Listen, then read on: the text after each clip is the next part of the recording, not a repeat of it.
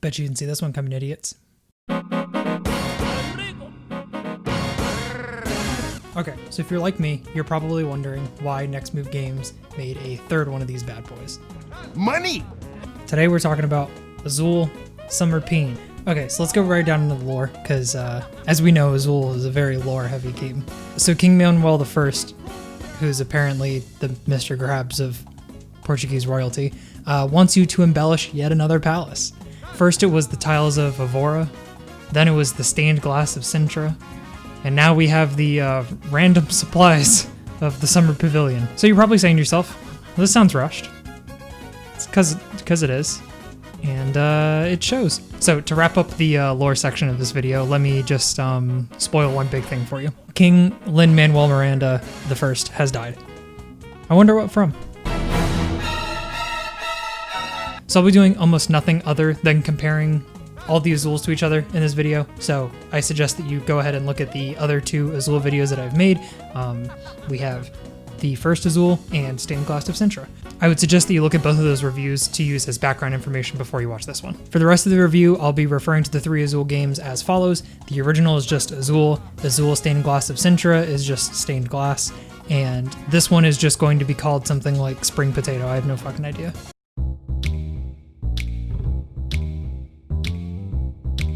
For starters, Savvy Papillon has 2 less pieces than Stained Glass of Sintra, with 158 versus 160.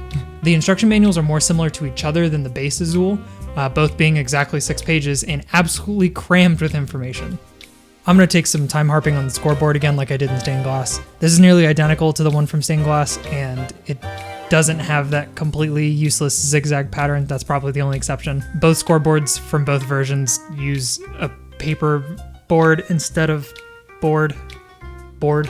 I don't know. This is ridiculous, and the criticism still stands from the second one. I mean, come on, how much more would it have cost them to just make it out of board like the rest of the player boards? It's the one thing that everybody's interacting with. I don't get it. I just see it as a blatant way to cut costs. It just gets on my nerves a lot more than it should. So one thing I've always loved about Azul is the boards that you play on. The original has that iconic double-sided boards with all the points and the deductions right in front of you. In Stained Glass, it had these cool shuffled stained glass pieces that flipped over once you complete them the first time, and they go away once you complete them the second time. Spring Pavlov here brings back the original idea of having a double-sided board with the blank side on the back, allowing for more seasoned Azul players to rack up more points. I really enjoy the layout of this one, actually, with the Joker tiles being a part of this game and not an add-on. And my favorite part is that the Joker tokens actually change colors with each passing round. So first round it's like purple, second round it's orange, so every orange you can pick up, you can only pick up one of that. It's cool. Okay. I also enjoy the dynamics of getting bonus chips for closing certain gaps between all the different colored stars. It feels like it's very interactive and pretty at the same time. Having bonus chips to draw from instead of stacking damage like Azul or permanently stacking damage like Stained Glass is kind of ridiculous, and I like it this way. The bag this time is green. I just feel like that's a really cool touch, since the original bag is blue and the Stained Glass bag was pink. They really didn't need to do that. It's just cooler than mass-producing blue bags out the ass. It isn't much, but it's neat. This is the only Azul, TM, game without square chips. Ooh, spooky, I know, right? I like the diamond chips and sausage patty much more than the Stained Glass translucent indented ones. One thing that drives me up the wall with this version and the original Azul is that not every single color piece has a pattern on it. I don't know why they do this. It's like they ran out of ideas for patterns. In Azul, it was like a haha funny forbidden starburst type beat with especially the red one, just looked like a starburst.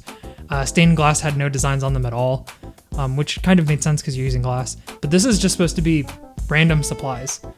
So why don't they have designs on all of them? Super Partition here has more tile pieces than ever, clocking in at 132. Why they all don't have a pattern on them, I have no idea. It's also something that bothers me more than it should. But yeah, let's just move on to the next part.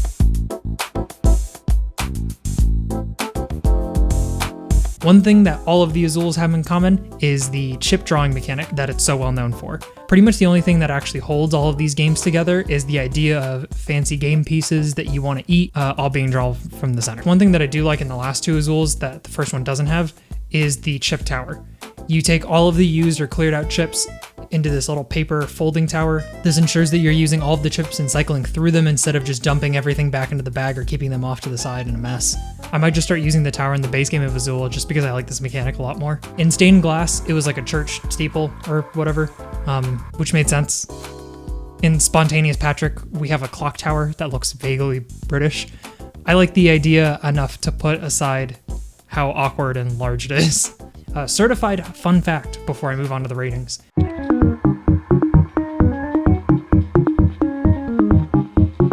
Do you not want to give money to Target or wherever you get your board games from? Do you want to play the best out of the 3 Azuls, but you don't have the money for it? Do you want to play an automated version on your computer with your friends for dirt cheap or close to nothing? Well, the certified fun fact is that there is a fully scripted version of Azul free to download on Tabletop Simulator. Just start a game, hit browse, search Azul, and you can load it almost instantly. This includes the Joker tokens too, so you don't have to buy any of the extra stuff from Next Move Games.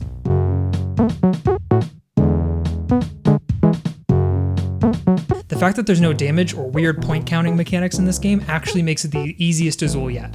If I were to rank the 3 on difficulty, it would be Stained Glass is the hardest, then the OG, then Sushi Peggle. So it shouldn't be a surprise that this game gets a 1. As far as overall ratings go, I'm gonna give this a strong 5, low 6. I think that this is the second best Azul game, with OG Azul being the best and Stained Glass being the worst. If you want to find out why, I recommend checking out those videos that I mentioned earlier. If you like this video, check out not only those, but my board game review playlist. No need to click away now though, because there will be a place for you to click on the link at the end of this video. Okay. Time for Alkies. I didn't do a pairing for the other 2 reviews, so I might as well make up for lost time, right? So take a seat. For base Azul, I'm recommending Blueberry Spaceship Box. This is a cider that's made by Superstition Cider, or Superstition Meadery is I think their brand name now. They also make mead, but Jess and I are vegan, so we don't fuck with that. Extremely good, and I can only find it in these big glass bottles that they sell. You can find them at like Whole Foods, Costco, and Total Wine if you have one near you. I got mine from a small beer and wine store called Jug and Bottle in Tampa, which is also home to 3 Dash, which is one of my all-time favorite places to get food. If you want to order Spaceship Box directly from the supplier and not support like Jeffy B, you can go directly to their website, and they now ship to 40 states and offer up to 20% off on bulk orders. For Stained Glass of Sintra, I am going to recommend Wild Blue. This is an 8% blueberry lager. I highly recommend it. It usually runs like $9 for a 6-pack, which is surprisingly cheap for something like this. It's really sweet for being, like I said, an 8% ABV lager, and I recommend this one the most out of the other 2 that I mentioned in this video. Lastly, we have a drink for Summer Pavilion. You thought I was gonna fuck it up.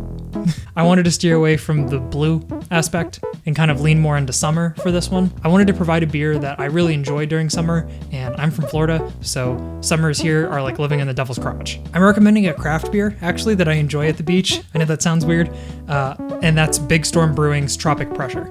This is from a brewery down in the Tampa Bay area that makes a 4.4% easily drinkable ale that has hibiscus in it. This is a drink I can only describe as flowery. It's really nice because you can still get that unique beer taste. This isn't a beer for people that don't like drinking beer type shit, but it's a beer that has flowers added to it, not flowers that have beer added to it.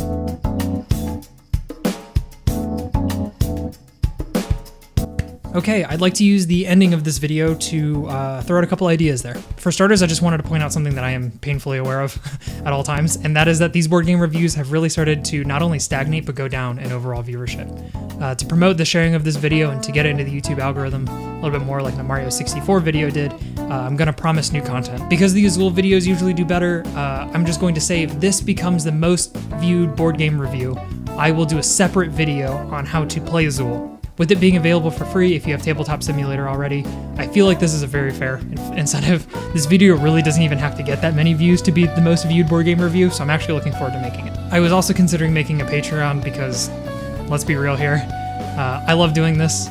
This doesn't pay the bills. It's also 2020. A Patreon subscription would allow patrons to have priority picks on what board games to review. Since I upload roughly 2 videos a week at this point, I would make 3 videos a month be patron picks, or basically every other board game review I do. To incentivize this further, I'll create a Board Game Geek account and fill it with the board games that I own and have access to. I can even make videos relating to board games available to patrons earlier than to everybody else. Let me know if you would subscribe to my Patreon. I'd probably just make it like $1 just to get it started. And any other specifics that you would want if I were to make one. Thanks, and I'll see you guys in the next video.